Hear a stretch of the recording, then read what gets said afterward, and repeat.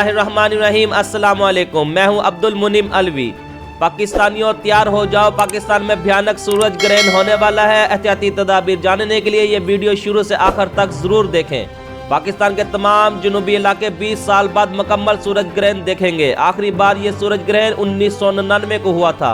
तफसीलात के मुताबिक 26 दिसंबर 2019 को पाकिस्तान में मुकम्मल सूरज ग्रहण होने वाला है। आखिरी बार ऐसा 20 साल पहले 1999 को हुआ था, जब कराची में शाम का वक्त एक लाल अंधेरी रात में तब्दील हो गया था। ये सूरज ग्रहण कराची में मुकम्मल सूरज ग्रहण था, जब सूरज का 100% हिस्सा चांद के पीछे छुप गया था।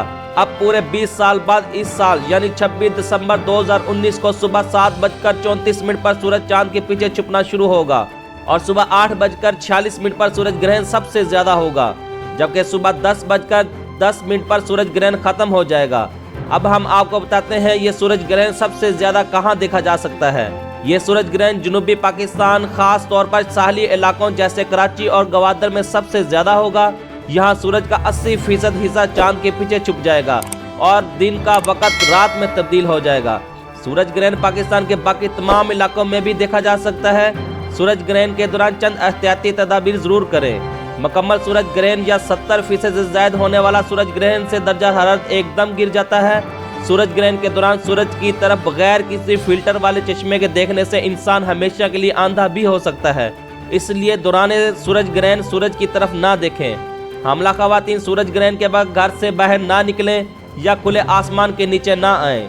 सूरज की रेडिएशन खतरनाक साबित हो सकती है।